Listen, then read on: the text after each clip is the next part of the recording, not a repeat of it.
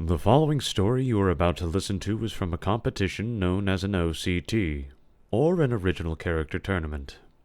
In essence, it is a project where you make a character and try to write a compelling entry against other people, pitting your characters against them in a conflict. As such, this story is going to have some bits of missing context, as the other characters represented have entire backstories to themselves that may not be fully explained due to time constraints. Also, there will likely be many grammatical errors.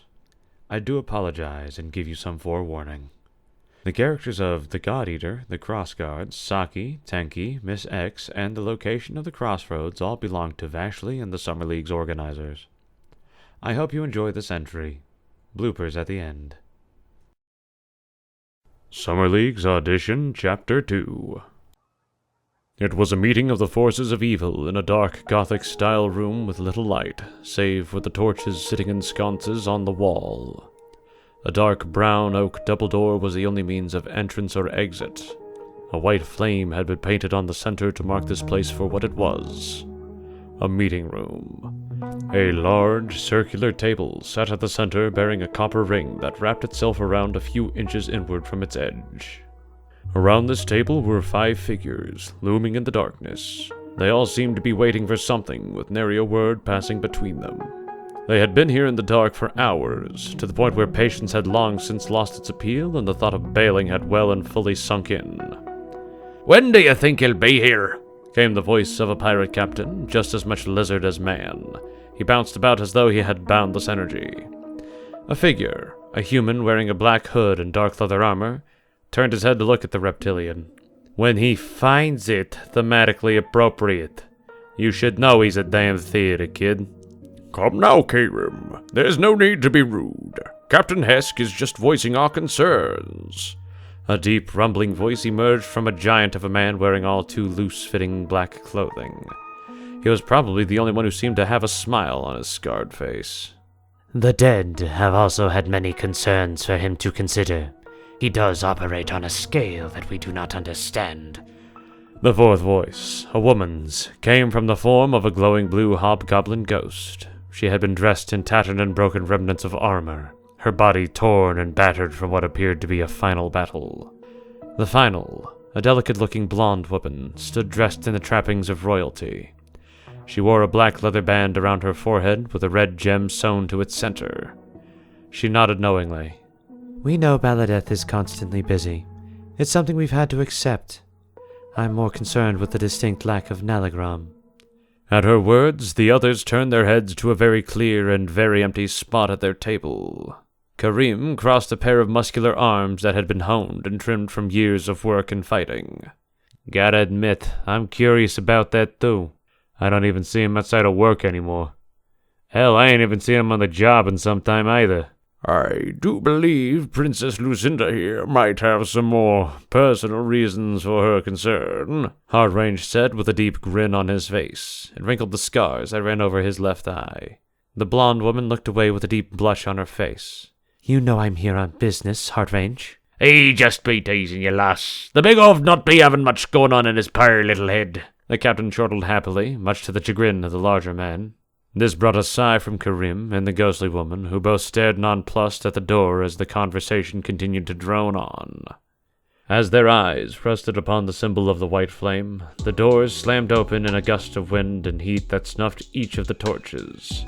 Light that they had not been prepared for flooded into the room, blocked only by the pitch-black figure of the Lord of Mourners. He stepped in with hands in his pockets, doom trailing him like a cloak. As he did, ghosts slipped in and around him carrying papers, scrolls, and pens. Those that held nothing flew to the stumps of the snuffed torches to light them ablaze once more, this time with a light haunting blue color. The copper circle in the table saw 5 ghosts slip into it. Then a ring of the same type of blue fire spread around in a dramatic fashion. Despite being so close, no heat came from the fire. The room instead got colder for it. In the circle emerged a slightly raised map of the world. The borders of countries formed, the outlines of seas, the edges of continents. In this map, small points were raised up, strategic locations, the markers for fortresses, the positions of armies. In the flurry of activity, Baladeth stood at one of the last open spaces at the table. The door closed behind him, and he stood looking expectantly with twin-starred eyes. The King of the Hollow Crown had arrived. Good afternoon, my generals. Shall we begin? You dramatic bastard, Kareem grunted in agitation. His attention, along with the attention of the others, had focused on their master. There had been no face, but a smirk could be felt behind those eyes as he scanned the table. You know what I'm about. Though at this moment in time, it's the least of our worries. His face turned to the rest of the guests in the meeting room. His expression turned deathly serious as the various ghosts continued their work around him. Status reports. What is the state of the world since we last had this meeting? Captain Hesk nodded. His long tail flicked eagerly as he stepped in ready to give the first update. It not be going well, Baladeth. The island nomads and the sea dwellers be ready to square up for another fight. To follow on that, we're seeing more patrols at the borderlands with better equipment and more training.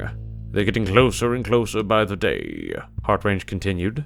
Kareem nodded in response and turned to face the dark figure of his employer. Been running the rumor mill too. Local governments are getting braver. Some of them are even discounting the blights we've inflicted as happenstance or bad luck.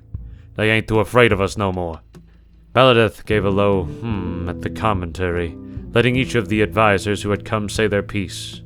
That was when his eyes turned to the delicate-looking princess. His white stars matched her blue gems. And what of the lands of Heraldria? He asked. She gave a deep breath and let out a long sigh. Duke Halrond is getting bolder. He's been forming an army in his own right and has been speaking of moving upon Arcantea. Most of his thugs are on board, of course, but they don't have the manpower to make a move that's strategic yet. And of the internal affairs? Baladeth tilted his head at the princess. He hasn't tried anything so far, though he's beginning to discount the curse more and more. As she spoke, her eyes fell. The subject appeared to be rather disheartening for her. Don't worry, princess. We'll keep you single and ready to mingle as long as we have to, Kareem said dismissively. It seemed to bring a smile at the edge of her lips, though the air in the room was decidedly quiet. So we seem to be on the back foot of this fight, then, Baladeth stated with a graven energy to him. Heartrange leaned on the table, his palms at the edge of the surface, just a few inches away from the haunting flames. It would seem so, Baladeth. We don't have the force necessary to tackle everything currently happening here. Aye, turns out being the enemy of the world is a hard ring to be fighting in, Hesk chimed in. Kareem snorted as his arms uncrossed. Who would have thought, right? Either way, if the opposition get their morale up, we'll all be in some hot shit in a matter of months. We need a headliner, Baladeth. As he spoke, all the eyes went to the empty space just to their boss's right. I hate to admit it, but Kareem's right. We haven't seen your apprentice in some time, Baladeth. Is an allogram all right? Heartrange, despite looking the most ragged and war-torn of the living here, seemed to have a genuine look of concern on his face. Baladeth nodded in response. There was little hesitation. My apprentice is currently on a personal journey. We are working on a solution to the problem, though. So we be on our own for the time being, Hesk declared. Which ain't good. We got enemies knocking on our doorstep, no longer taking us seriously. We got power, but we ain't got presence, Baladeth. We need Nalagram to work the morale front. Kareem planted his palms firmly on the table and stared at the dark figure with plain and forward intent. Lucinda nodded. Kareem is right. We need someone who can work a crowd. If we're going to prevent everything from falling apart, we'll need a display to remind them of who we are. Baladeth let out a long and ragged sigh. Perhaps you are right. I will find a solution to our Nalagram problem, but if word gets out that he's out of commission, that could exacerbate the issue. What word have we heard from the realms of the dead? Attention focused on the ghostly general who, until this point, had been standing there silently. She picked her head up and looked around at the rest of the group. There may be a solution to several of our problems, if we are willing to take a gamble, she stated with the cold and steady hand of the dead. All these here, except for Hesk, Kareem commented, wearing a wry grin as the reptilian captain gave him a rather sour look. We have found a realm in need of the hands of a necromancer. A visitation from the King of the Hallowed Crown would benefit greatly. There is supposedly a tournament to be held there. A display of power and villainy might revive our reign of terror across the nations of the world. Baladeth gave a solemn nod. Very well. What is this place, and what opposition are we to expect should I get my apprentice involved? Those from that place call it the Crossroads.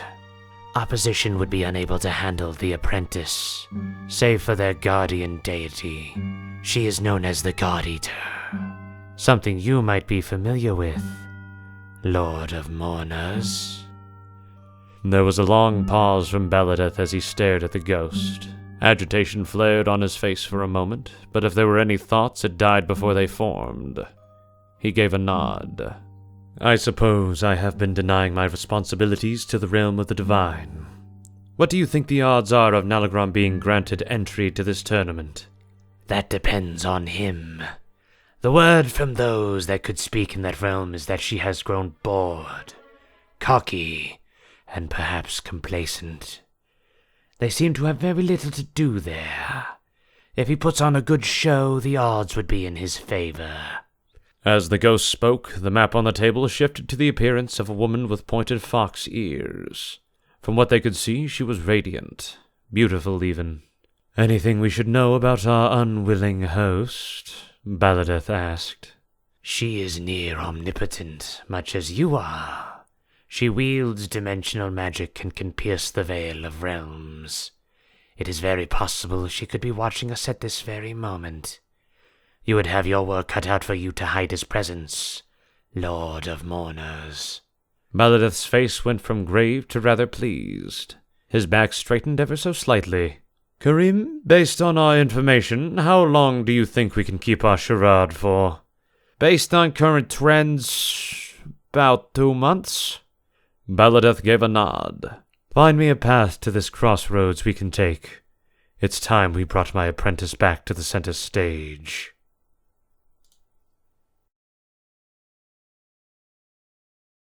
Yes, I do know Karim's name changed multiple times during that. It's been a very long time since I have said his name, and I'm very tired.